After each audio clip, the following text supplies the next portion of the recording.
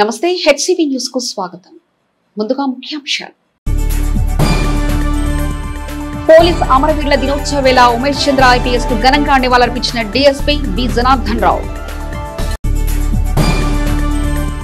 పట్టణంలో మొదలైన అక్రమ లేఅవుట్స్ క్రమబద్ధీకరణ survey municipal commissioner Srirama Appalanaidu. కార్తీక మాస ఆధ్యాత్మిక సేవలకు ముస్తాబైన శ్రీ రామేశ్వర స్వామి వారి ఆలయం పూజా విధుల కార్యాచరణ వివరించిన ఈవో రమణ కుమారి. విధి నిర్వహణలో అంకిత భావం, శాంతి భద్రతల పరిరక్షణలో ప్రాణ త్యాగానికైనా వెనుకాడని పోరాట పటిమగల ఉమేష్ చంద్ర ఐపీఎస్ పోలీస్ వ్యవస్థకు ఆదర్శమని డీఎస్పీ బి జనార్దన్ రావు పోలీసుల అమరవీరుల దినోత్సవ సందర్భంగా పేర్కొన్నారు.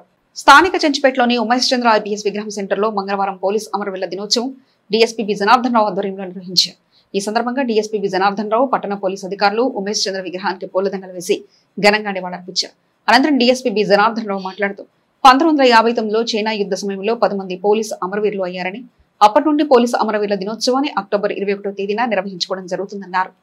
1991 బ్యాచ్ ఐపీఎస్ అధికారి ఉమేష్ చంద్ర 1999లో విధి నిర్వహణలో ధైర్య సాహసాలు ప్రదర్శించి నక్సలైట్ల ఘాతకానికి అసూలు బాసారని, వారి ధైర్య సాహసాలు విధి నిర్వహణలో చూపే అంకితబాబు పోలీస్ వ్యవస్థకు ఆదర్శమన్నారు.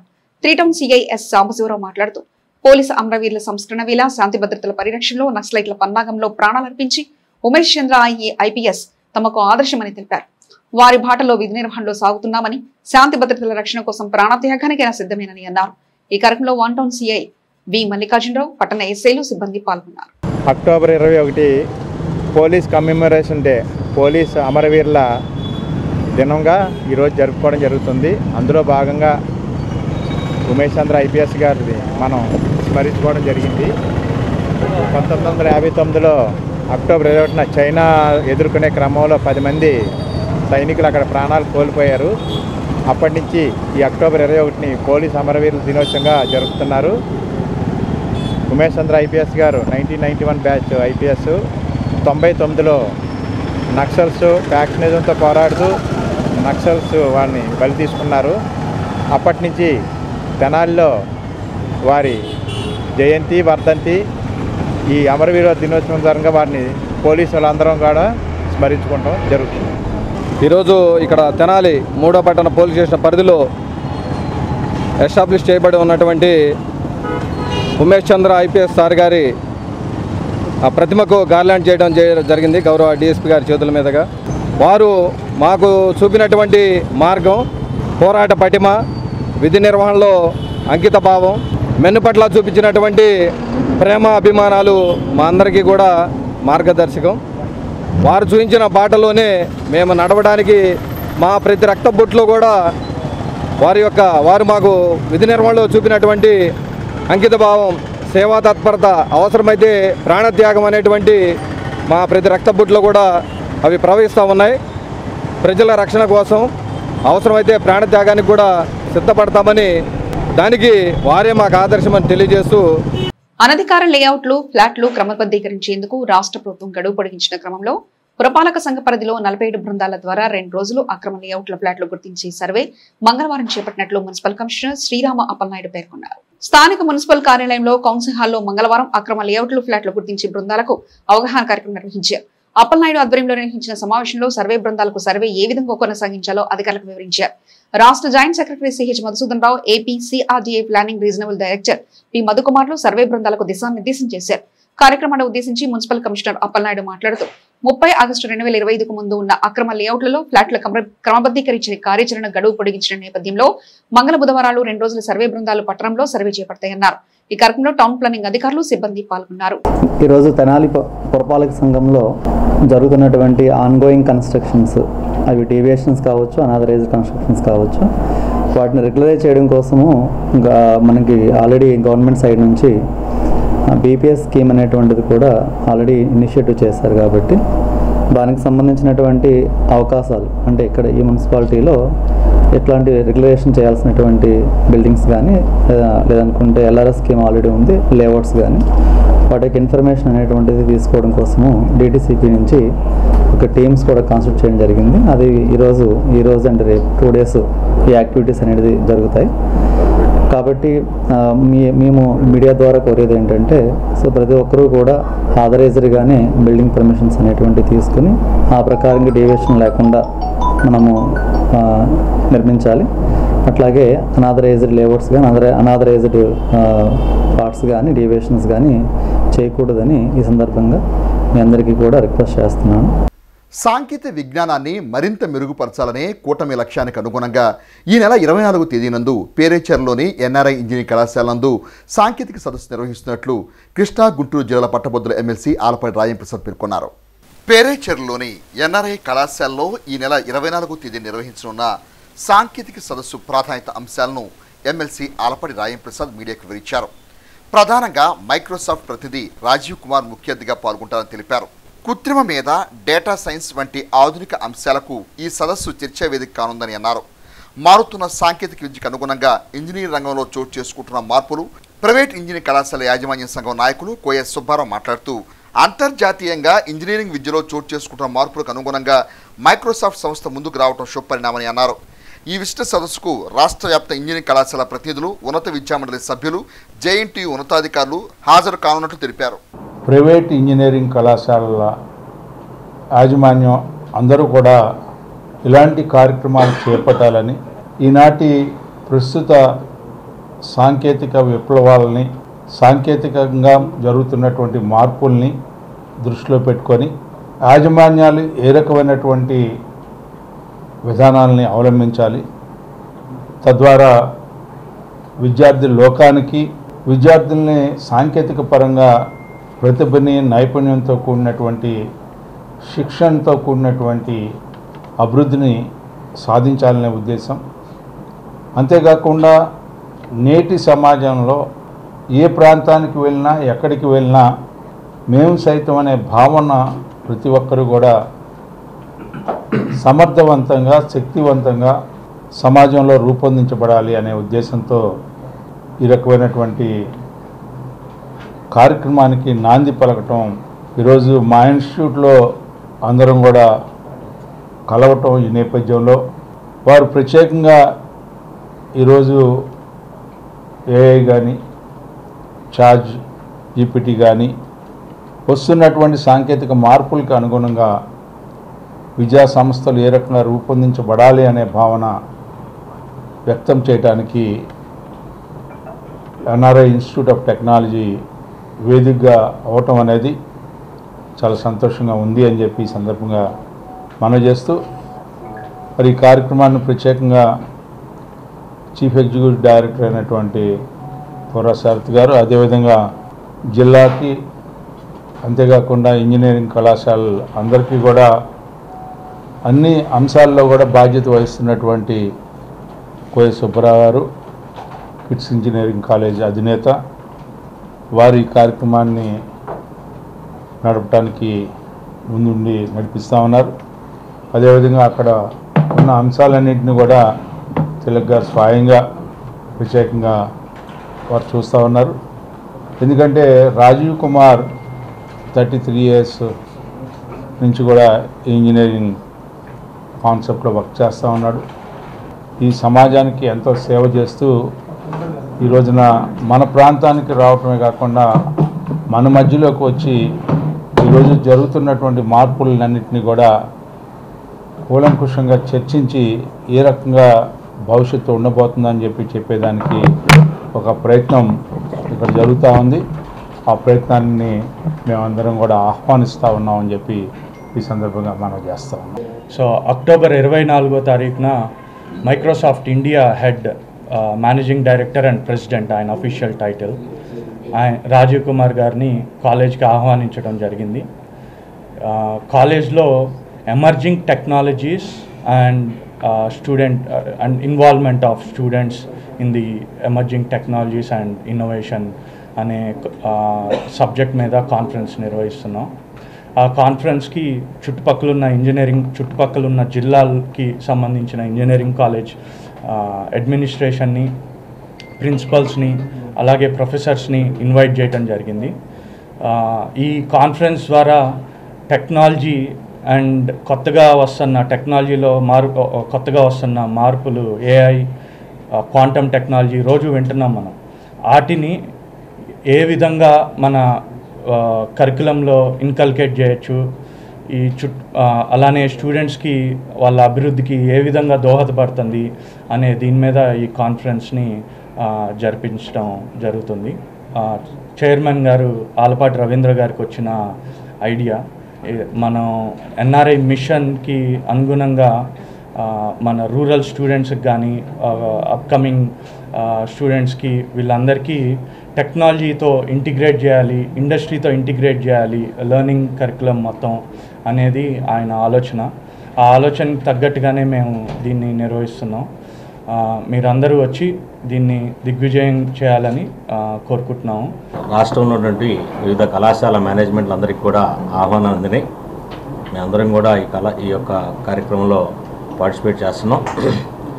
ఇలాంటి ఒక పెద్ద వ్యక్తిని, టెక్నాలజీలో అప్డేటెడ్ వ్యక్తిని కళాశాల యాజమాన్యాలతో ఇంటరాక్షన్ ఏర్పాటు చేయటం, డే టు డే స్టూడెంట్స్కి ఇవాళ ఉన్న టెక్నాలజీ అప్డేషన్ ఏందనేది మనం ఎప్పుడైతే మేనేజ్మెంట్స్కి, ప్రొఫెసర్స్కి మనం ఎక్స్ప్లెయిన్ చేస్తామో అప్పుడు స్టూడెంట్స్లో కూడా యాక్టివిటీ వెళ్తానికి ఆస్కారం ఉంటుంది. కాబట్టి ఈ కార్యక్రమం ఏర్పాటు చేసినందుకు వారికి ధన్యవాదాలు తెలియజేస్తూ, ఈ కార్యక్రమానికి కళాశాల యాజమాన్యాలతో పాటుగా కళాశాల ప్రిన్సిపల్స్ని, అలాగే computer science department, EC department హెచ్ఓడీస్ని కూడా ఆహ్వానించడం జరిగింది. అలాగే వైస్ ఛాన్సలర్ నా జేఎన్టీయూ కాకినాడ గారు కూడా సి ప్రసాద్ గారు కూడా విచ్చేస్తున్నారు. అలాగే మధుమూర్తి గారిని కూడా ఇన్వైట్ చేయడం జరిగింది, state council of higher education chairman. అందుకని అన్ని కళాశాలల నుంచి పార్టిసిపేట్ చేస్తారు. కార్తీక మాస ప్రారంభ సందర్భంగా శ్రీ పర్వతవర్ధిని సమేత శ్రీ రామేశ్వర స్వామి వారి ఆలయంలో భక్తుల సౌకర్యార్థం పలు ఏర్పాట్లు చేస్తున్నారు. ఆలయ ఈవో రమణకుమారి మీడియాకు వివరించారు. స్థానిక గంగారమ్మపేటలో వెంచేసి ఉన్న శ్రీ పర్వత వర్ధన్య సమేత శ్రీ రామేశ్వర స్వామి వారి ఆలయ పరశురామ ప్రతిష్ట శివాలయంగా ప్రతీతి. ఈ సందర్భంగా ఆలయ ఈవో రమణకుమారి మంగళవారం మీడియాతో మాట్లాడుతూ, కార్తీక మాసం సందర్భంగా ఆలయానికి వచ్చే భక్తుల సౌకర్యార్థం ప్రతి సోమవారం ఆలయం ఉదయం 5 గంటల నుంచి రాత్రి 8 గంటల వరకు గుడి తలుపులు మూయకుండా నిర్విరామంగా స్వామికి అభిషేక పూజలు నిర్వహించుకునే అవకాశం కల్పిస్తున్నట్లు తెలిపారు. భక్తులు తమకు అనుకూలమైన సమయంలో స్వామికి అభిషేక పూజలు నిర్వహించుకోవచ్చని తెలిపారు. అదేవిధంగా తెల్లవారుజామున కార్తీక దీపోత్సవ కార్యక్రమంలో పాల్గొనే మహిళా భక్తులు దీపారాధన సమయంలో వ్యక్తిగత భద్రతను పాటించాలని కోరారు. మొదటి రోజు, చివరి రోజున నాగుల చవితి, కార్తీక పౌర్ణమి 4 సోమవారాలు కూడా పర్వదినాలుగా జరుపుకుంటాము. ఈ పర్వదినాలను పురస్కరించుకొని విచ్చేసేటువంటి భక్తులందరికీ కూడా ప్రశాంతకరమైన వాతావరణంలో స్వామివారి అమ్మవార్ల అభిషేకాలను నిర్వహించుకునే వీలుగా క్యూ లైన్లు ఏర్పాటు చేసి ఉన్నాము. భక్తులందరికీ కూడా ఒక విన్నపం చేయదలుచుకున్నాము. దీపారాధన చేసేటప్పుడు మహిళలు ముఖ్యంగా మీ యొక్క స్వీయ జాగ్రత్త తీసుకొని దీపారాధన చేసుకోవాల్సిందిగా తెలియజేస్తున్నాము. కార్తీక మాసం వచ్చేటువంటి ప్రతి సోమవారం కూడా మనము కంటిన్యూస్గా గుడి అనేది తీర్మానం చేయకుండా ఉదయం 5 గంటల దగ్గర నుంచి రాత్రి 9 గంటల వరకు కంటిన్యూస్గా ఇంకా గుడి తలుపులు వేయకుండా కూడా కంటిన్యూస్గా సోమవారం కూడా అభిషేకాలు జరపడం జరుగుతుంది. కాబట్టి ఈ సదవకాశాన్ని వినియోగించుకొని భక్తులందరూ కూడా ఒకేసారి కాకుండా ఉదయం 5 గంటల దగ్గర నుంచి సాయంత్రం 9 గంటల వరకు మీ అనుకూల టైంలో రావాల్సిందిగా తెలియజేస్తున్నాం. దీనివల్ల మీకు కూడా ప్రశాంతకరమైన వాతావరణంలో అభిషేకాలు నిర్వహించుకోవచ్చు. అధికంగా భక్తులు 6 to 8 రావటం వల్ల, కిక్కిరిసిగా పోవటం వల్ల క్యూ లైన్లో ఎక్కువసేపు నిలబడవలసిన పరిస్థితి ఏర్పడుతుంది. కాబట్టి భక్తులందరూ కూడా గమనించి ప్రతి సోమవారం కూడా అంతరాయం లేకుండా తలుపులు తీసి ఉంటాయి. కాబట్టి ఉదయం 5 గంటల నుంచి రాత్రి 9 గంటల వరకు కూడా స్వామి అమ్మవార్ల యొక్క గుడి తలుపులు తెరిచే ఉంటాయి. కాబట్టి కాస్త మీరు ఆ సమయాన్ని చూసుకొని దేవస్థానానికి వచ్చి స్వామి అమ్మవార్ల అభిషేకాన్ని చేయించుకోవాల్సిందిగా కోరుతున్నాము. అదేవిధంగా ప్రతి సోమవారం సాయంత్రము 7 గంటలకి స్వామివారి శాంతి కళ్యాణం జరపబడుతుంది. మరియు సాయంత్రం 5:30 ప్రతి రోజు కూడా కార్తీక మాసంలో ఆకాశ దీపాన్ని నిర్వహించడం జరుగుతుంది. మరియు ఆ కార్యక్రమం అయిన తదుపరి స్వామివార్లకు పంచహారతులు ఇవ్వటం జరుగుతుంది. కాబట్టి ఈ కార్యక్రమాలన్నిటికీ కూడా విచ్చేసి భక్తులు ఈ కార్తీక మాసం యొక్క పుణ్య ఫలితాన్ని పొంది మీ యొక్క స్వీయ జాగ్రత్త, ఈ భక్తులు కూడా విచ్చేసేటువంటి భక్తులు కూడా మీ పిల్లల్ని, మీ ఆభరణాలని అన్నీ కూడా జాగ్రత్త వహించుకొని ప్రశాంతకరంగా కార్తీక మాసాన్ని ముగించటానికి మీ యొక్క సహకారం అందించవలసిందిగా తెలియజేస్తున్నాం. చిన్నపిల్లల గొడవలో సర్ది చెప్పేందుకు వెళ్లిన భార్యాభర్తలపై కుటుంబ సభ్యులపై గంజాయి మత్తులో ఉన్న పలువురు దాడికి పాల్పడిన ఘటన సోమవారం రాత్రి పట్టణంలో చోటు చేసుకుంది. స్థానిక సీఎం కాలనీలో ఆదివారం రాత్రి చిన్నపిల్లల మధ్య జరిగిన ఘర్షణ పలువురిపై దాడికి కారణమైంది. చిన్నపిల్లల ఘర్షణ పడుతుండగా సర్ది చెప్పేందుకు కొంతమంది గంజాయి మత్తులో తమపై దాడికి పాల్పడినట్లు షేక్ రెహమాన్ గౌసియా దంపతులు తెలిపారు. రాత్రి సమయంలో రెహమాన్ ఇంటిపైకి వచ్చి కర్రలు బీర్బాటిల్స్ దాడి చేయడంతో రెహమాన్ తీవ్రంగా గాయపడి ప్రభుత్వ ఆసుపత్రిలో చికిత్స పొందుతున్న బాధితులు మీడియాకు వివరించారు. గంజాయి మత్తులో వచ్చి తమపై కుటుంబ సభ్యులపై దాడికి పాల్పడిన బాధితులు ఆరోపించారు. తమ ప్రాంతంలో గంజాయి మత్తులో అనేక మంది దాడులకు పాల్పడుతున్నారని ఆవేదన వ్యక్తం చేశారు. సీఎం కాలనీ ఫస్ట్ లైన్లో ఒక 5 గురించి గంజాయి బ్యాచ్ ఒక పిల్లల్ని కొడితే వాడిని వెనకేసుకొచ్చి మాట్లాడినందుకు నన్ను ఇంటికాడికి వచ్చి నిన్న 10-10:30 ఆ టైంలో నన్ను ఇంటికాడికి వచ్చి ఒక 10 మంది దాకా ఉన్నారు. పిడిసాలు రాడ్లు కర్రలతో ఇది ఇలా కొట్టారు. నన్ను షేక్ హన్ను నాంచారయ్య పెళ్ళు అదే వాళ్ళిద్దరు చేసిన ఆ చిన్న ప్లేస్లో నేను వెళ్ళినందుకు సీఎం కాలనీ ఫస్ట్ లైన్ వాళ్ళేమో కొబ్బరి తోటలు ఉన్నారు. వాళ్ళు ఇంటికాడికి వచ్చారు. మా ఇంటి ఎదురే ఆటో అద్దం కూడా బాగా దిగారు. 10:30 అవుతుంది. బీడీసాలు కర్రలు రాడ్లు ఒకటి చేతులు అయితే రాడ్లు ఉంది. ఇంట్లో భోజనం వద్దు టిఫిన్ తెచ్చుకుంటానని వాళ్ళ అబ్బాయి చేత టిఫిన్ తెప్పించుకొని తింటున్నాడు. ఫోన్ చేసి రారా నా కొడక ఇప్పుడు నేను వచ్చేసానని అంటే రారా చూసుకుందాం అన్నారు. వచ్చేసే బీర్ శీషాలు 5 శీషాలు బీర్ శీషాలు మీద కొట్టేసి తల మీద అసలు మనిషి పైకి లేకుండా కొట్టేశారు. ఆడవాళ్ళని చూడలా, వాళ్ళ అమ్మని చూడలా, కూతుర్ని నన్ను చూడలా. అదే నాకు కూడా అమ్మాయికి అయితే కింద పడేసి కొట్టారు కూతుర్ని. అది నిన్నైతే చిన్నపిల్లల గొడవ అండి.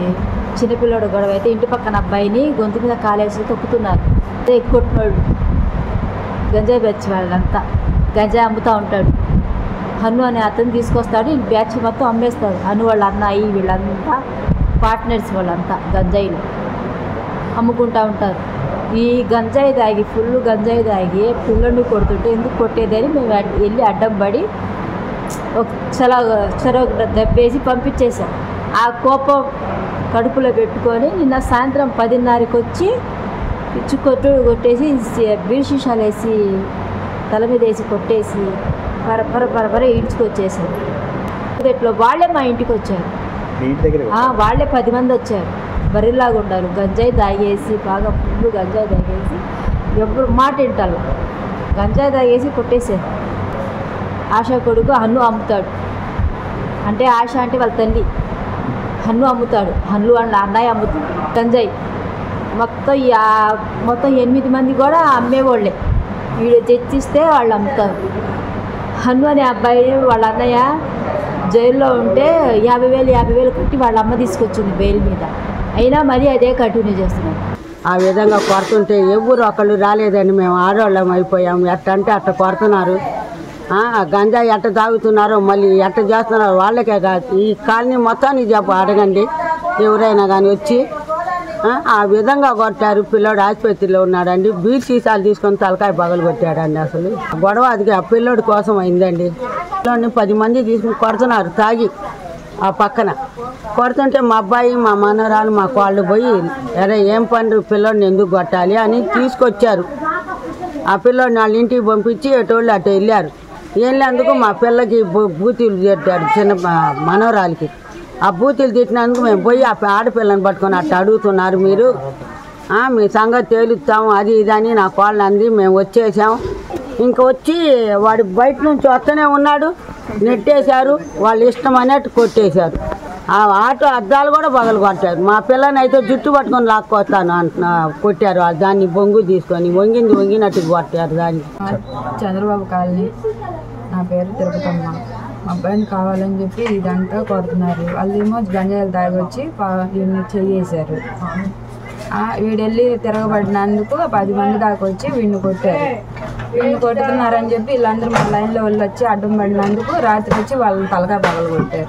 అగ్నిహోత్ర యజ్ఞ క్రతువు ద్వారా భగవంతుని తత్వాన్ని సమాజంలో విస్తృతంగా ప్రచారం చేసిన ఆర్య సమాజ వ్యవస్థాపకులు దయానంద సరస్వతి స్వామి 200 సంస్కరణ కార్యక్రమాన్ని యజ్ఞకత్రుతో నిర్వహించి నిరాకారుడైన భగవంతుని తత్వాన్ని సత్సంగం ద్వారా వివరించారు. స్థానిక గాంధీ చౌక్ లోని ఆర్య సమాజ కార్యాలయంలో మంగళవారం ఆర్య సమాజం వ్యవస్థాపకులు మహర్షి దయానంద సరస్వతి 200వ సంస్కరణ సందర్భంగా ఆర్య సమాజం అధ్యక్షులు మాగం కృష్ణమూర్తి ఆధ్వర్యంలో విశేష హోమద్రవ్యాలతో యజ్ఞకత్రుడు నిర్వహించారు. ఈ సందర్భంగా మాగం కృష్ణమూర్తి నిరాకారుడైన భగవంతుని తత్వాన్ని సత్సంగం ద్వారా వివరించారు. ఆర్య సమాజం దైనందిక కార్యాచరణను కార్యదర్శి కోటేశ్వరరావు మీడియా వివరించారు. కార్యక్రమంలో ఆర్య సమాజపు పూర్వ అధ్యక్షులు గుగ్గిలం రామ్మోహన్ రావు, తుమ్మల కృష్ణమూర్తి, నాగభైరవ గంగా పార్వతి, కోట బద్రీనాథ్ గుప్తా, వాణి తదితరులు పాల్గొన్నారు.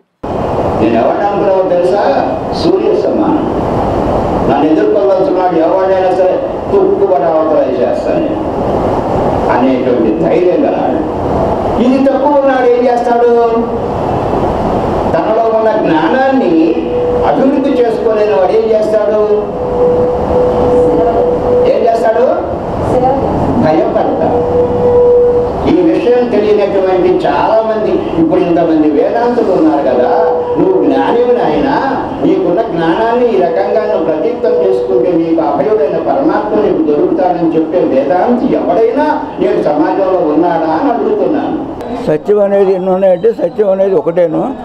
దాన్ని నేనే ప్రచారం ఇట్లా చేస్తానని చెప్పి ఆయన అనడం వల్ల ఆ విధంగా జరిగిందని, ఇది దయానందులు వారు ఆర్య సమాజాన్ని స్థాపించి, ఆర్య సమాజం అనేది ఆర్యులు అంటే శ్రేష్ఠులు అని దాని అర్థం. అందుకని ఆర్య సమాజాన్ని స్థాపించి ఆయన బొంబాయిలో స్థాపించారు.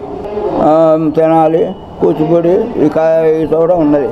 ఇప్పుడు ఇది ఇక్కడ అమావాస్య రోజున నిర్వహణ చేసిన రోజు కాబట్టి ఇవాళ విశేషంగా ఇక్కడ అందరూ కూడా పిలవడం జరిగింది. ఇదే కాదు, ప్రతి పౌర్ణమికి కూడా ఇక్కడ కార్యక్రమం జరుగుతుంది. బులెటిన్ ముగించే ముందు ముఖ్యాంశాలు మరోసారి చూద్దాం. పోలీస్ అమరవీరుల దినోత్సవ వేళ ఉమేష్ చంద్ర ఐపీఎస్ కు ఘనంగా నివాళులర్పించిన డీఎస్పీ బి జనార్దన్ రావు. పట్టణంలో మొదలైన అక్రమ లేఅవుట్స్ క్రమబద్ధీకరణ survey municipal commissioner Srirama Appalanaidu. కార్తీక మాస ఆధ్యాత్మిక సేవలకు ముస్తాబైన శ్రీ రామేశ్వర స్వామి వారి ఆలయం పూజా విధుల కార్యాచరణ వివరించిన ఈవో రమణ కుమారి. ఇవి ఇప్పటివరకున్న అప్డేట్స్. మరో బులెటిన్లో మళ్ళీ కలుసుకుందాం. చూస్తూనే ఉండండి హెచ్సివి న్యూస్.